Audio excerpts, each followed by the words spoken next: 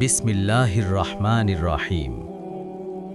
জীবনের কোনো এক পর্যায়ে এসে আমরা সবাই একটা পরিস্থিতির সম্মুখীন হই, যখন চারপাশ থেকে বিপদ আমাদের ঘিরে ধরে।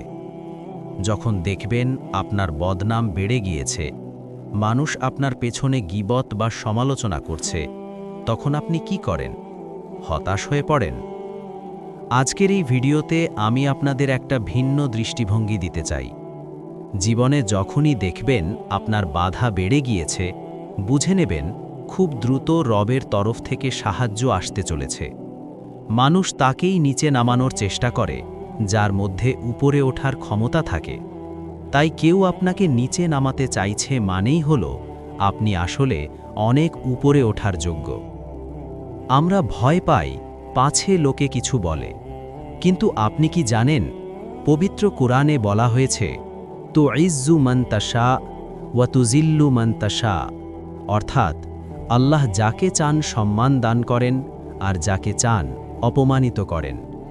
পৃথিবীর কোনো মানুষের শক্তি নেই আপনাকে নিচে নামানোর, যদি আল্লাহ আপনাকে তুলে ধরতে চান। তাই মানুষের সমালোচনায় কান না দিয়ে আল্লাহ উপর ভরসা রেখে একটু সবর করুন, কারণ আল্লাহ পরিকল্পনা আর আমাদের চিন্তাভাবনা কখনো এক হয় না। আমরা যা চাই হয়তো তা পাই না, কিন্তু বিশ্বাস করুন আল্লাহ আমাদের যা দেন তা আমাদের চাওয়ার চেয়েও অনেক বেশি উত্তম। অনেকে প্রশ্ন করেন, সবর বা ধৈর্য মানে কি? সবর তো মনের ভেতরকার বিষয়। বুঝব কিভাবে যে আমি ধৈর্য ধরছি? খুব সহজ।